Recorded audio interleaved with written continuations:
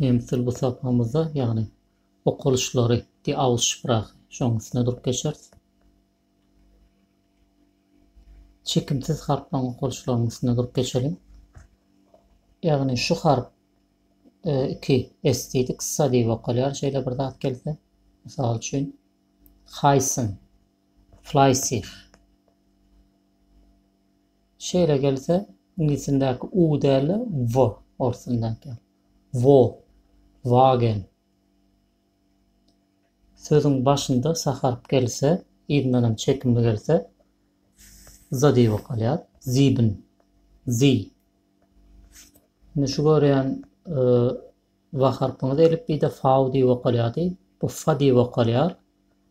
Kä halatlarda kadadan çykma var va diýler. Ýöne oň üstüne soň durup geçer. Şunu gören ýerimizde fa diýip okuýarňyz. Fie, fiil. Bu manysy, sözleriň manysy barada ünsörmen häzir esasy okuluşyny ünsörüm.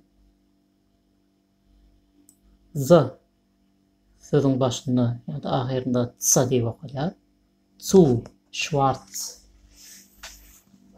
Ga harp, obычно ga harp ýöne kä halatlarda ka diýip okulýar. Haçan sözleriň soňunda. Yani dine sözün soňunda tak, suk soňunda ka diýip okulýar.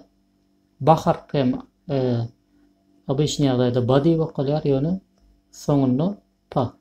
Halp, op. Yani sözün soňuna gelende bapa. Da harpam sözün soňunda abend, guten abend, bild yani ta diýip okulýar. Därde şeýle gabada c şu yumşak okulýan ýaly ýöne şu c harpdan beýlekleri gabada. Yani c harpyň biziň ilmidama näme diýip okulýardy? Ya.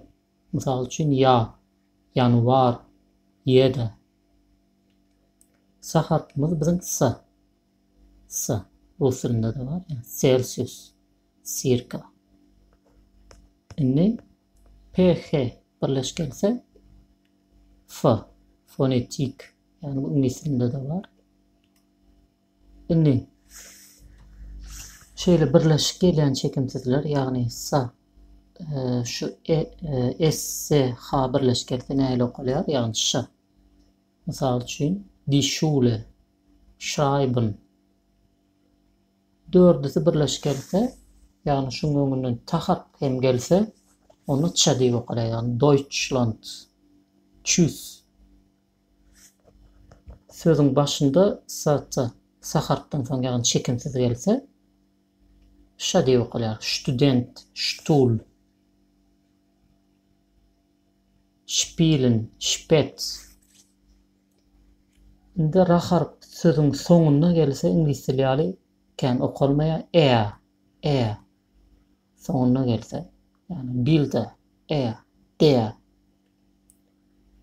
a başında ýa-da ortasında gelse rahat köpünç halatda okulýar rot yani dağ diýenimiz ýumşak g harpy ýaly okulýar grau ýa-da rot yani ku nemsinde şonun izinden u gelse näle okulýardy? Kvalitet. Yani kvalitet. İngilizce ýaly quality yani şeýle bulaşdyrmak. İngilizceni bilýänler esasen da nemis dilini ýalňyş okuýar. Sözleri bilmeýänler de kämer mesele çykmaýar. Ýa-da Quittung, kvalitet, Quittung. CH birleşkelse ich, dich, buch. Ga harp birleşke soňunda ga harp ha diýip okulýar. Şu görýän ga harpyň soňunda 30, windig, mutig. Käbir halatlarda 30, windig diýip eşitýän bolmagy mümkin. Bu Germaniýanyň dialekti, şeýle ýani o da ýalňyş däl. Yani esasy 30, windig, mutig. ýaly okulýar. Çekimlilerin de okuluşu EI birleşik gelse I, price, I, mine. IE yani EI'nin tersi gelse I diýip okulýandyr. Hie, bie. AU birleşik gelse şu duruşunu Yani das Auto. A, Ü birleşik gelse oy. Aufräumen. Räuber. Aufräumen. Räuber. U birleşik gelse o da oy. Deutschland. Şu ayda iki tane daha okursun biliyorsunuz. Yani U birleşik gelse oy. S, H birleşik gelse yani 4 tane çekimiz Ç. Deutschland. Bu niye yanan? İşte yani rot, grau. Aytalamak olsun. Qualität, Quittung. Ich, dich, Buch.